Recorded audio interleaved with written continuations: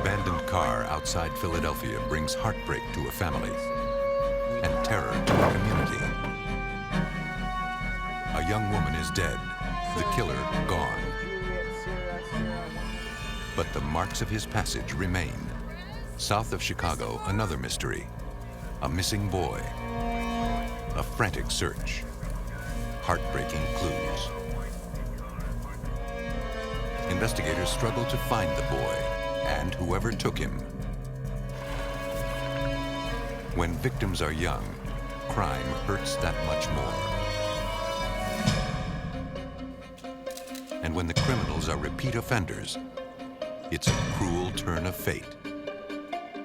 Authorities are dedicated to solving these crimes and terminating the careers of those who are out to kill.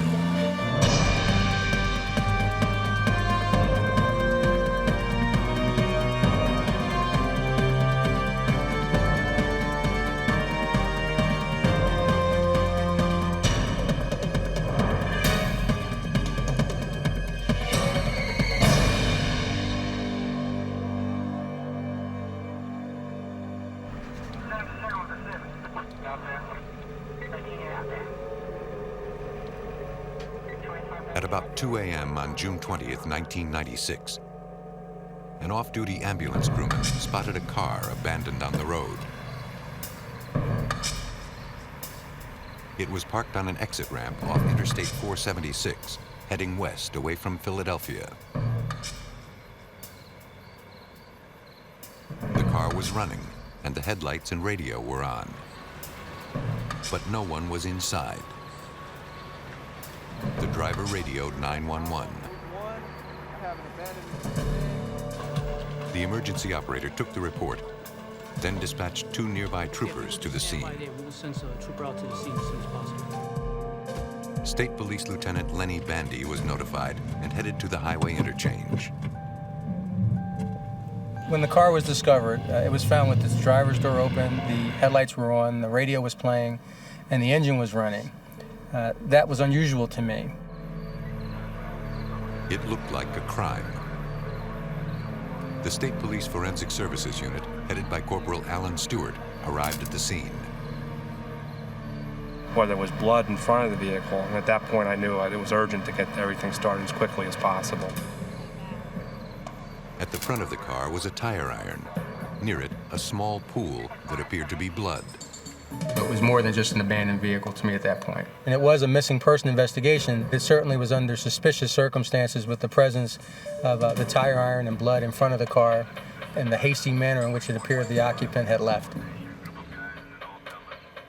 We'd collected the blood with the Q-tip, packaged it. We sent that out to the lab for DNA purposes. Careful not to upset any potential evidence, they searched the car's interior and found a backpack. It appeared to be a college student's, but there was no identification inside. The car was registered to a woman in Brookhaven, Pennsylvania. Investigators learned the car was driven by her 22-year-old daughter, Amy. 1974. While troopers spoke with Amy's parents, the crime scene processing continued.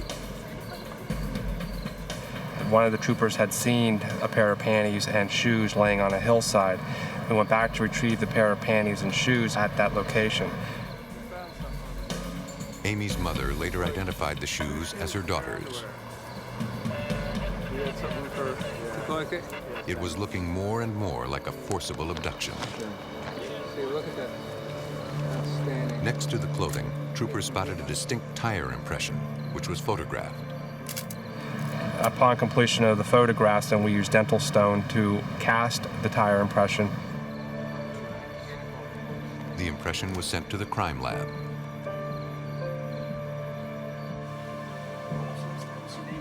Amy's parents were worried. They knew the effects of crime firsthand. Her father was a police officer. Her mother was an emergency room nurse. We wanted to do everything in our power to bring this young girl home safely to her family. They had been out of town and and hadn't seen their daughter in several days, but knew that Amy had planned to go out with friends that night. Her parents gave a description of their 22-year-old daughter, including the tattoo on her ankle. If you don't mind, I'd like to keep this picture so I can distribute it. Do you want others? As the APB went out for the missing college student, the Philadelphia area press jumped on the story. She'll be right up for you, sir. By morning, the media coverage brought forward Amy's friends, who had been with her the night before. We were trying to retrace Amy's whereabouts, reconstruct her activities from the time that she was last heard from to the time that her car was found. All of Amy's friends had the same story. It was an impromptu reunion of high school friends.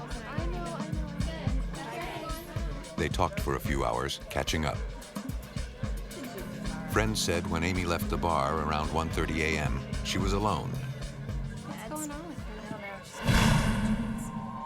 No one had seen or heard from her since. Also had a denim jacket as well.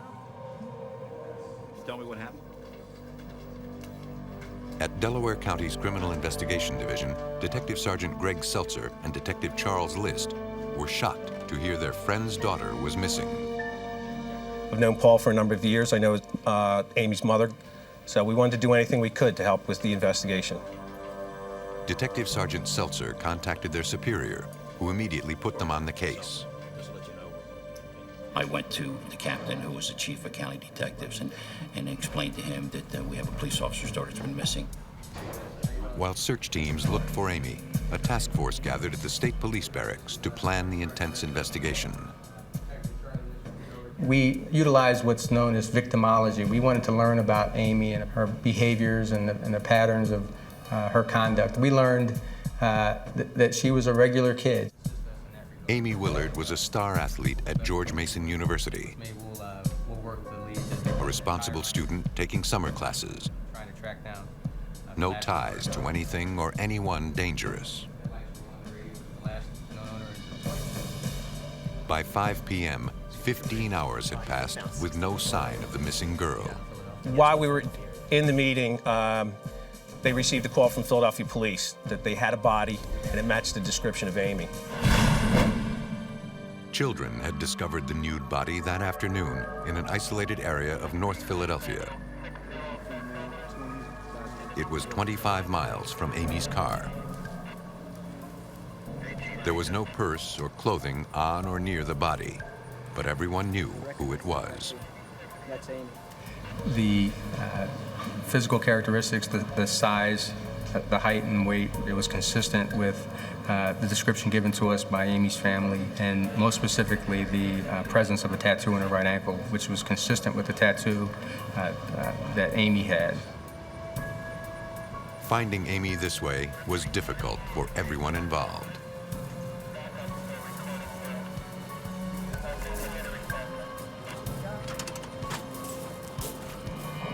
Before the autopsy, her parents confirmed their daughter's identity. The medical examiner determined the young woman had died of multiple blunt force trauma to the head and body. It was a vicious attack. When we were at the autopsy, we noticed there was a pattern on her right side that was in the shape of squares with the X's in the middle of the squares that were actually burned into her right side. The burn pattern was so distinctive, investigators believed if they could find its source, they could find the killer. The medical examiner also recovered semen and believed the victim was sexually assaulted. The fluid and samples of Amy's blood were sent to the lab for testing. At the Pennsylvania State Police Regional Crime Lab in Lima, experts determined the blood found near the car was Amy Willard's.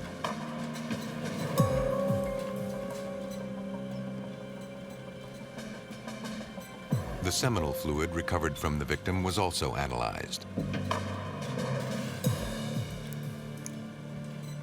Using a technique known as PCR, examiners made millions of copies of an isolated DNA strand until it was large enough to decipher. Once they could read it, they put together a genetic profile of the possible assailant. But they got no hits on any DNA database. Still, it was crucial evidence, according to Delaware County Assistant District Attorney Dan McDevitt. We had the genetic profile of the killer. We just didn't have a name to go along with that profile. They also believed they had his tire print. Lieutenant Dennis Luce, commander of training and technical support at the crime lab, examined the tire cast. The cast that we were looking at was a tire that had 4 grooves and 5 raised areas. So when we did our search of the database, we were only looking at tires that had the same number of grooves. We determined from the database that it was a Firestone FR440 tire. Although it was a common tire, it might help confirm or eliminate a suspect.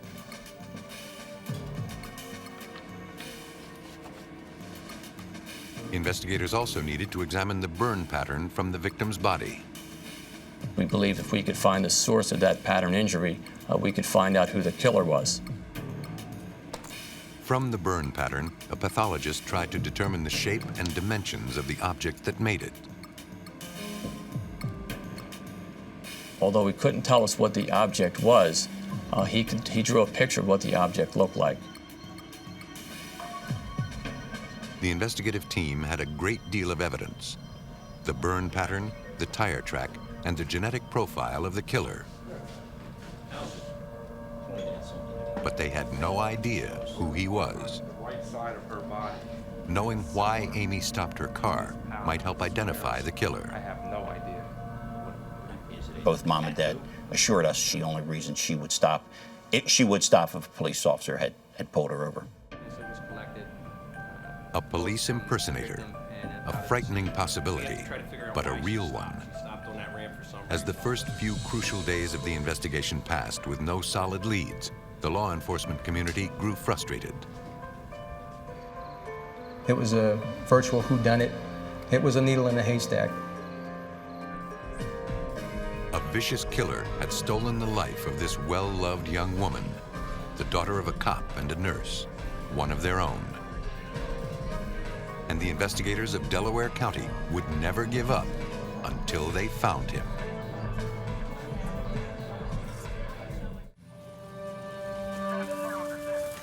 In Delaware County, Pennsylvania, state police and county detectives were investigating the brutal homicide of 22-year-old college student Amy Willard. Many knew Amy, the daughter of a local police officer and a nurse. Investigators had good physical evidence, including a distinctive burn pattern on the body and the DNA profile of the suspected killer, but no suspects. One theory is that Amy stopped that night because someone impersonating a cop made her pull over. Detective Charles List sought information on known police impersonators. I was surprised at how many police impersonators there were out there. We had a lot of interviews to do. Many of those interviewed had solid alibis. But not everyone did. No, I do not own a black Honda. One suspect had a record of trying to pull over women.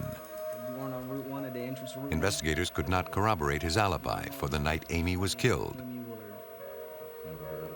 and he worked near the place where the body was found. Detectives got a search warrant that allowed them to take a sample of the suspect's blood to compare his DNA against the DNA collected from the victim. State Police Lieutenant Lenny Bandy knew the genetic material was their greatest ally. That was the most conclusive piece of evidence that we can use to include or exclude someone in our investigation. The sample was sent to the lab for processing. Yes. The suspect in question also drove a car that could support the type of tire that left the impression near Amy's clothing. Examiners compared the tire cast from the scene to an inked impression of the suspect's tires.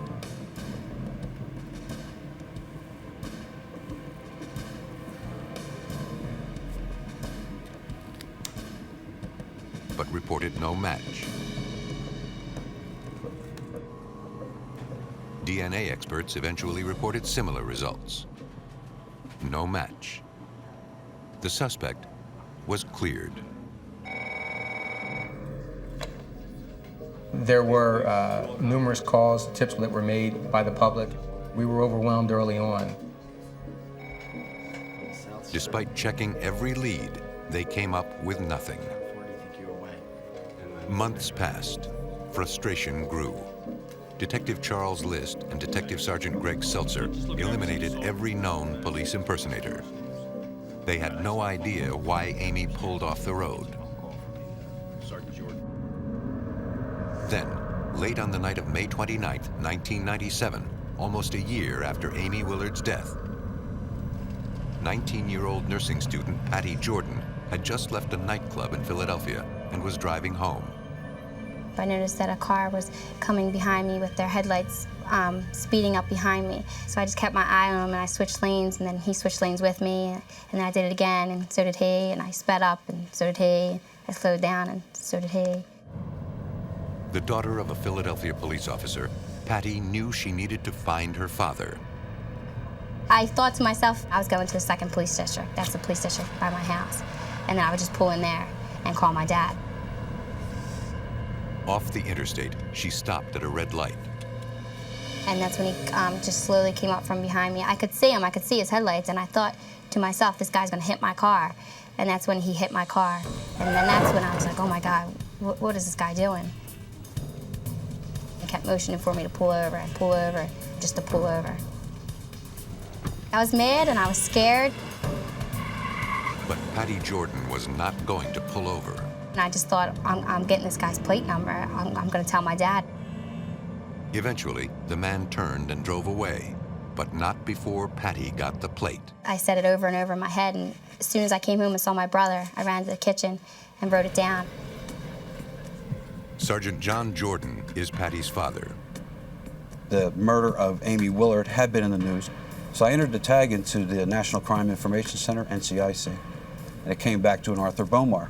And I noticed that the registration was to a Ford Escort. But Patty said the man was driving a Honda. Sergeant Jordan also found out that Arthur Bomar was a convicted murderer who was wanted for a parole violation in Nevada. And the more I thought about that and what had happened to my daughter, I just had to call Delaware County.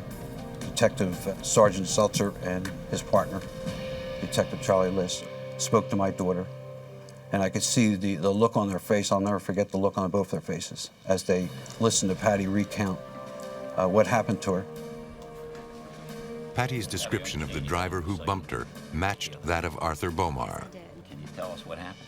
Although the plate was registered to a Ford Escort, Patty said she was sure it was a dark-colored Honda behind her. I-95, and that's when I noticed that The plate might have been switched. It was their best lead by far. It was the entire case. It was the entire case. There was nothing, I can't describe how important that was. Just for her to grab that tag number and tell us. We wanted very much to speak with Mr. Bomar.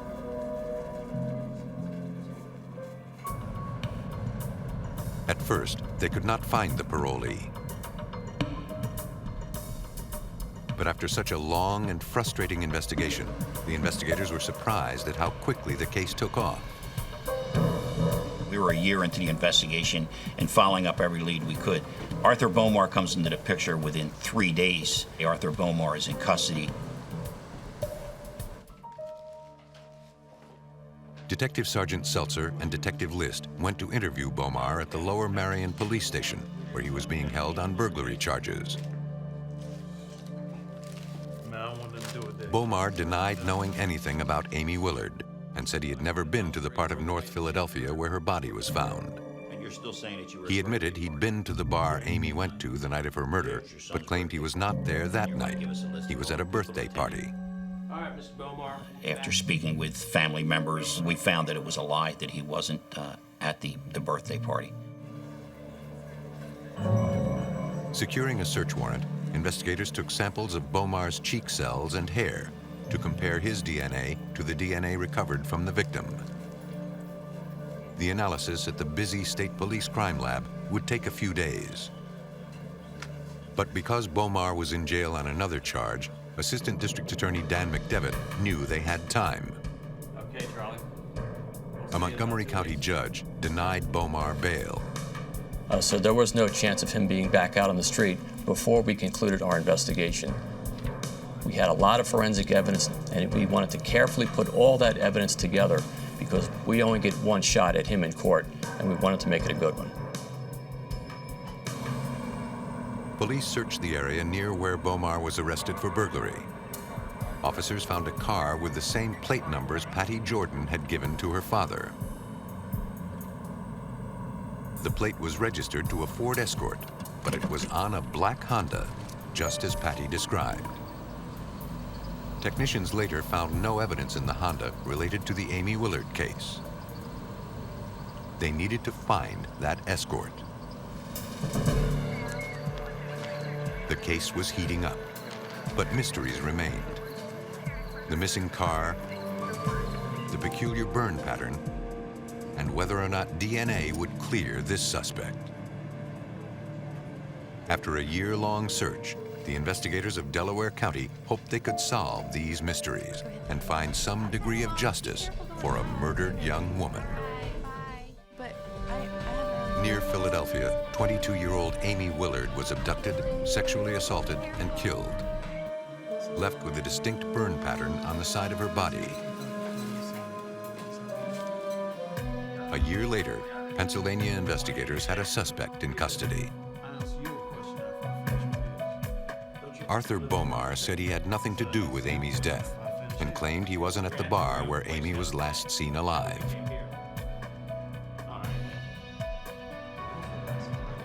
But detectives tracked down Bomar's girlfriend, and she had a different story. She was in hiding and fearful of Bomar. She said Bomar told her he was going to the bar in question on the night of the murder. He started talking about. Bomar confessed to his girlfriend that he watched Amy Willard leave the bar and followed her. He forced her to pull over, though the girlfriend didn't know how. Bomar said he then knocked Amy unconscious. He took her to North Philadelphia, where he raped and killed her. The girlfriend said Bomar was driving his Ford Escort that night. The statement of the girlfriend was a major break, but investigators needed evidence to back it up in court. Delaware County Detective Charles List and Detective Sergeant Greg Seltzer believed the key was Bomar's Ford Escort. His vehicle is very important because at some point Amy was in that car. Absolutely. We went to an insurance company and found they had been in an accident shortly after Amy's abduction. The detectives learned the car was towed to a salvage lot.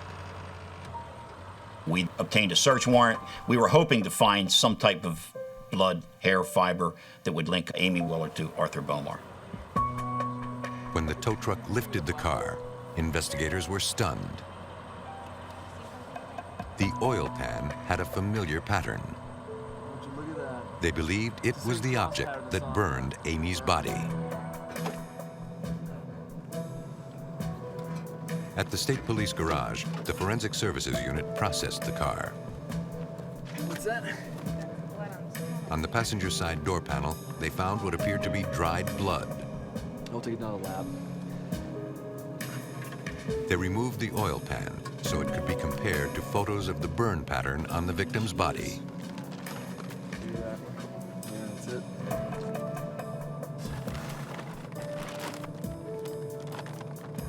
The technicians also collected the car's tires to check them against the tire impression from the scene of the abduction.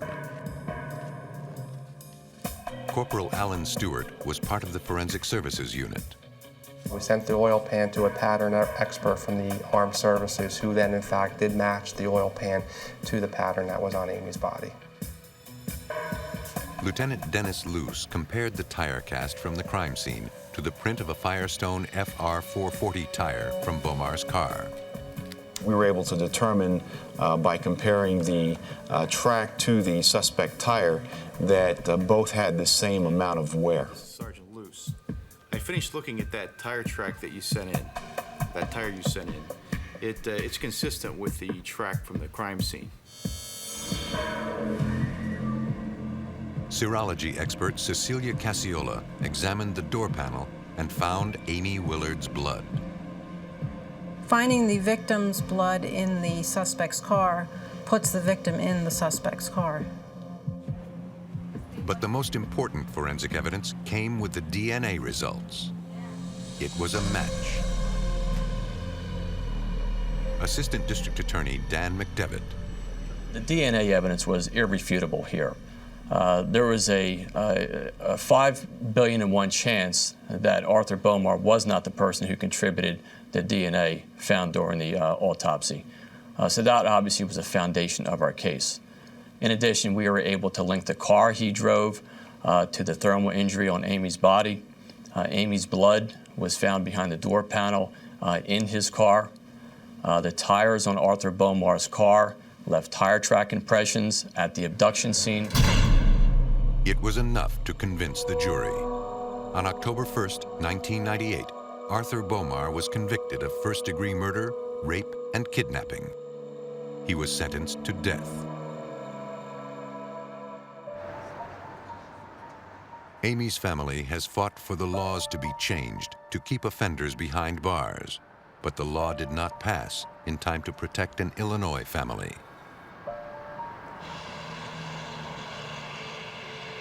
Aroma Park is an hour south of Chicago. On an afternoon in 1995, Micah Moulton got nervous when her 10-year-old son Christopher did not come home from fishing at 5 o'clock as expected.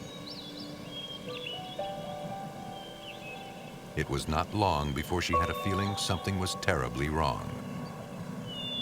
I jumped up and I looked at the clock. It said 5:22.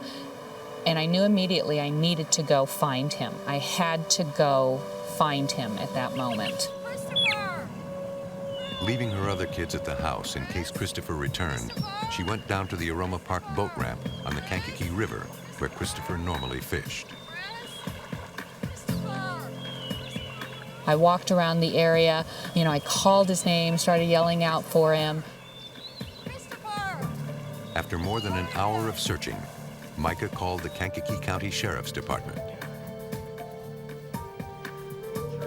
Under Sheriff Brad O'Keefe worried when he heard where the boy was last seen.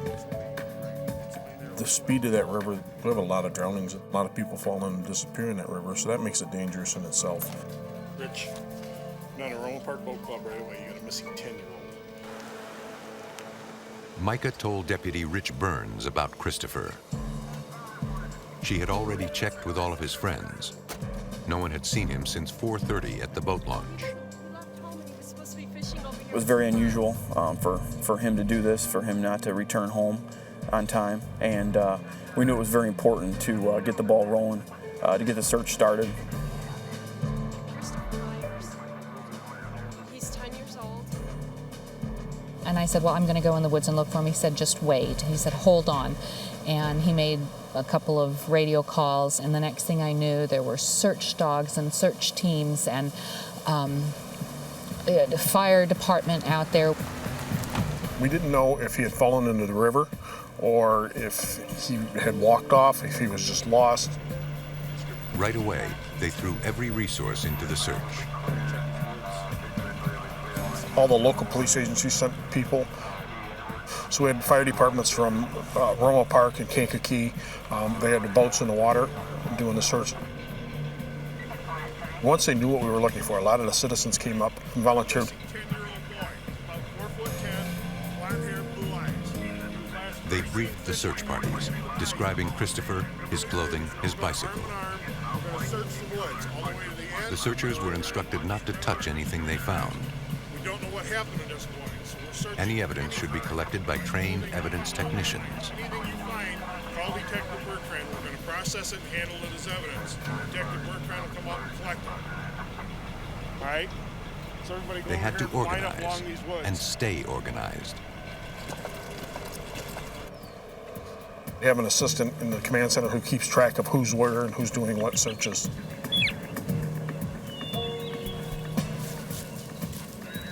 Fire department personnel checked the water and riverbanks. Search dogs tried to track the young boy. Everyone prayed they would find Christopher quickly. Investigators interviewed anyone they could locate at the boat launch. Over there? Did you see Christopher Meyer? Yes, miss. What did you guys see? Tell me everything you saw. Two boys said they saw Chris with a man that afternoon, according to Kankakee County Administrative Chief Joe Mulcahy. The man had a fishing tackle box with him, and in the box was some lures that were not appropriate for this area. It was saltwater lures, and the man did tell them that he was originally from this area, but had just came back from Florida.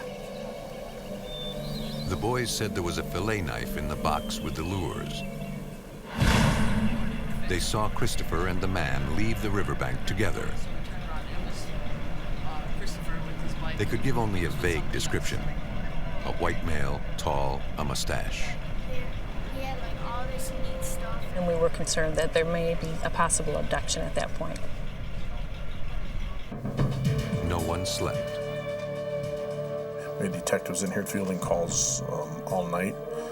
We had people searching the woods. We searched that woods 20 times, hoping that we would find something. But that night, they didn't. Local news stations ran the story, broadcasting descriptions of Christopher and the unknown man he was seen with, and asking for more help.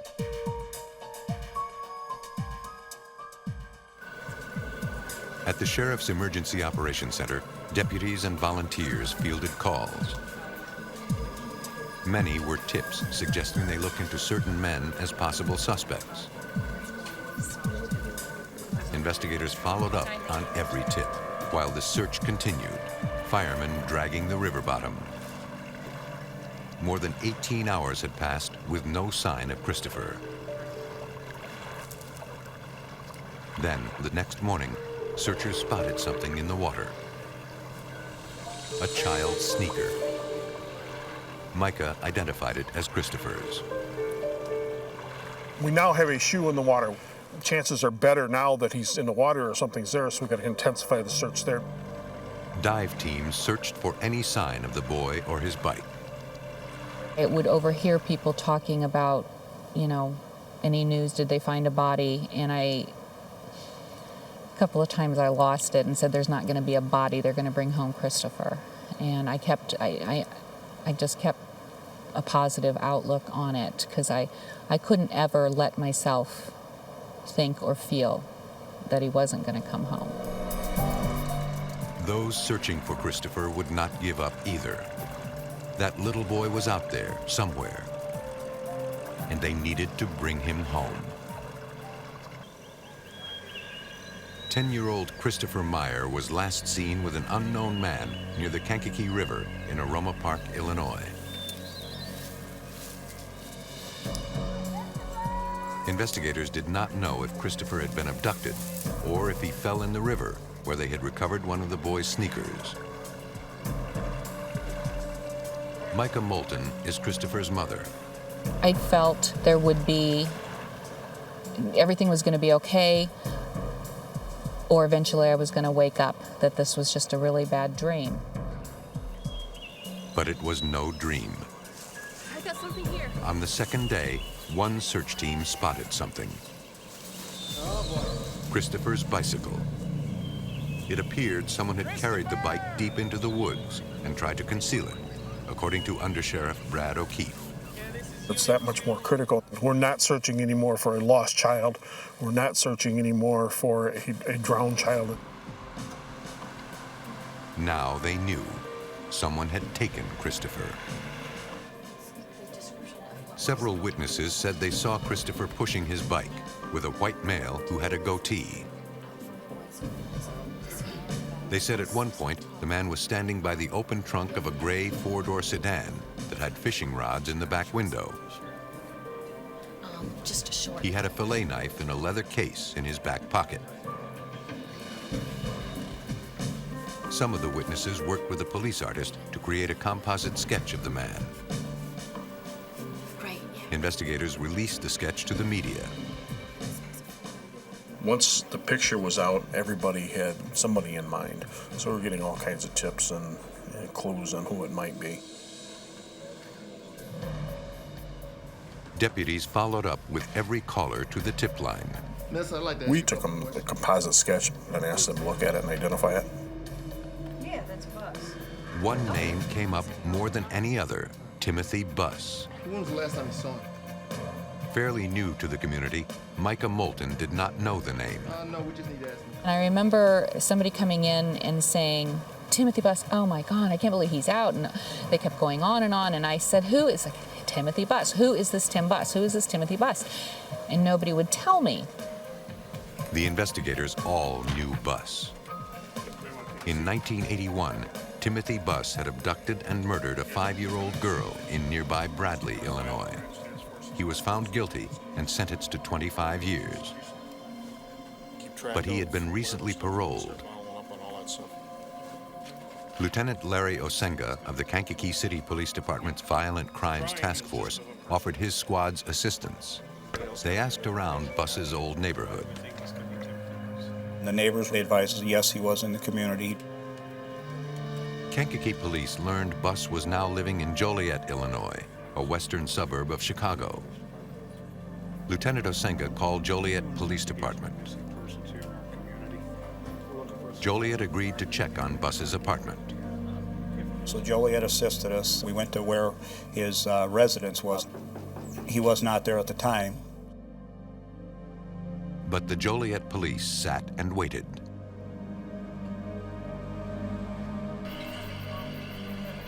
The searches in the Aroma Park area kept on as another terrible night passed. Then, 2 days after Christopher disappeared, the Joliet surveillance unit spotted a man approaching Buss's apartment. It looked like the suspect. He was alone. Joliet contacted the Kankakee officers, who immediately drove up to the city. You did spare one place? Yeah, about an hour now. Did you see him go anywhere? Sure he's in, right? They checked the apartment, When was the last time you saw him? but no one answered. The place seemed deserted. Hey, what's going on? A neighbor noticed the police and told them she had seen Buss go out the back door. He ran out of his apartment, jumped in his car with his headlights off, and he drove off at a high rate of speed and got away from us. We began a perimeter search trying to locate him, and we were not able to locate him. A search of the apartment yielded no sign of the missing boy. APBs went out to law enforcement throughout the greater Chicago area with descriptions of Timothy Buss and his car. Kankakee County Sheriff's Office, can I help you? People began recognizing the sketch. A motel clerk in Braidwood, Illinois, called to say she thought Buss was staying there. Kankakee County sent Deputy Brady Bertrand to the motel in Braidwood, 25 miles south of Joliet.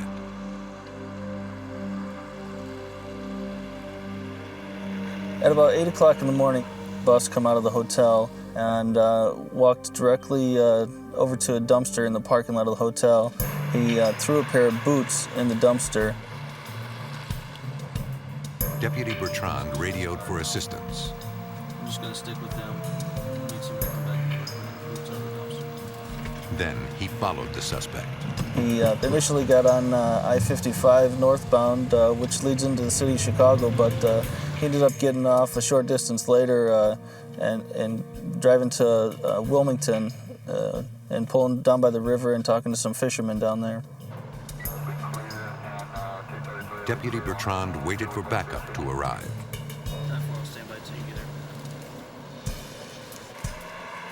While he did, Kankakee County detectives Ron Kilman and Randy Hartman responded to the Braidwood Motel to collect the evidence.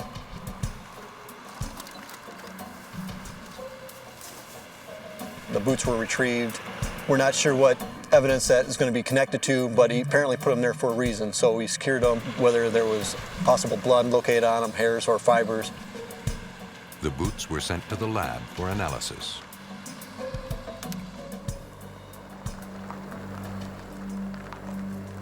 The Kankakee officers hoped they could get Bus to talk. Yeah.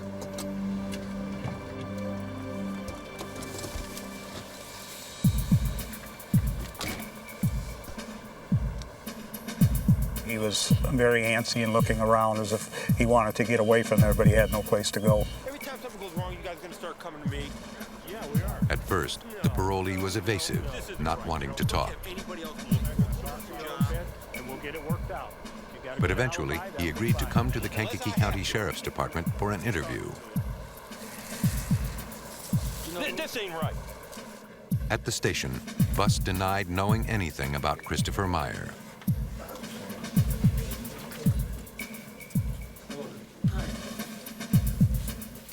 His lawyer arrived to discuss investigators' request for a consent to search Bus's car. I didn't have anything. Against the lawyer's advice, Bus signed the consent form. I have nothing to hide. Nothing at all. At the Sheriff's Department garage, detectives Hartman and Kilman processed the suspect's car. As a crime scene detective, we're basically putting a story together. And if you can do your job well enough, then you find that evidence that's able to tell you that story.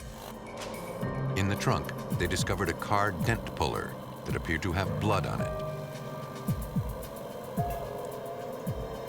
There was also a tire iron and a tackle box like the one described by the boys who last saw Christopher. There was no fillet knife inside. As we removed the items one at a time, then we were able to observe on the carpeting itself underneath the tools that there was a considerable amount of blood. It was a difficult find, but an important one. If in fact this was going to turn into a homicide, we needed to be able to put the boy and the suspect together. Inside, the technicians also found a claw hammer. It had dirt in the claw portion. What that told us was somebody's been doing some digging with this hammer. On the passenger seat, the technicians recovered several head hairs. Like the other evidence, the hairs would be sent to forensics experts at the Illinois State Police Crime Lab. They had a suspect in custody and haunting evidence of foul play. We still don't know where Chris is. We don't know if Chris is maybe hurt and bleeding. We were hoping we would find him stashed in a cabin or something along the river. So we never gave up hope that he would still be alive. In 1995, Kankakee County, Illinois investigators were searching for 10-year-old Christopher Meyer, who was abducted while fishing. Evidence technicians found blood, hairs, and a dirt-encrusted hammer in the car of Timothy Buss, who had been seen with Christopher the day the boy disappeared. They came in. Our investigations led us to believe that you have... Authorities arrested Buss and charged him with aggravated kidnapping. Every time a child missing, you come. You know this ain't right. You know this ain't right. He refused to cooperate. At the Illinois State Police Forensics Lab, DNA research coordinator William Frank examined the evidence from Buss's trunk. He would compare the blood from those items to a DNA parentage profile created from Christopher's parents and to a probable sample of the boy's DNA called a convenience standard. The convenience standard that was used was the child's asthma inhaler. From the swabs of the inhaler and the parents' blood samples, Frank created a genetic profile using PCR testing. The parentage comparison from the child's parents was consistent with the inhaler.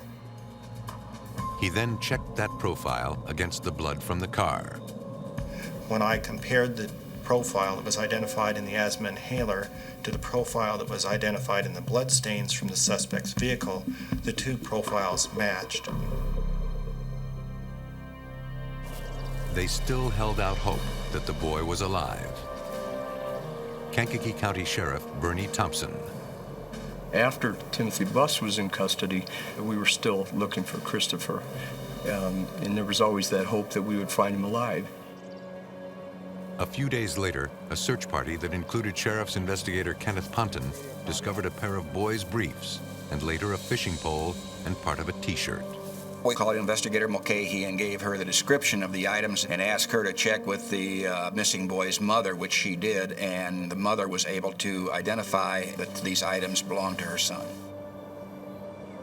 3 days later, in a part of Kankakee State Park, Will County deputies made the discovery that would finally end the search.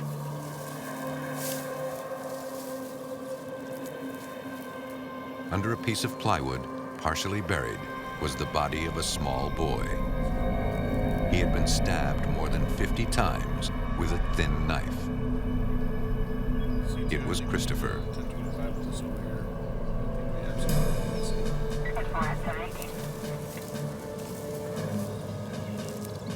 Evidence technicians collected a clump of dirt containing a boot print from the gravesite.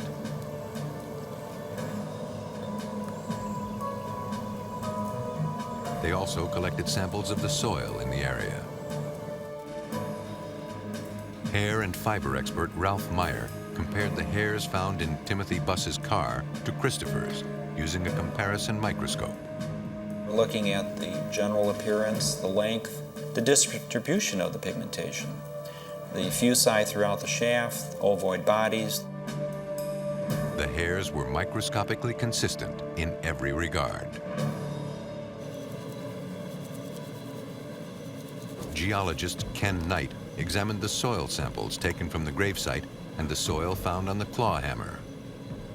We tried to determine if the knowns and the unknowns had the same characteristics, the same amount of crystals or mineral particles, same colors, same angularity of those particles, the same general type of botanical material. Again, a match. The fact that the soil from the hammer is consistent with a mixture of the soil samples from the gravesite indicates that the hammer was used to actually dig the grave. Some of that soil held a partial impression of a boot print. Forensic scientist Robert Hunton compared boots Buss threw out at the motel to that impression.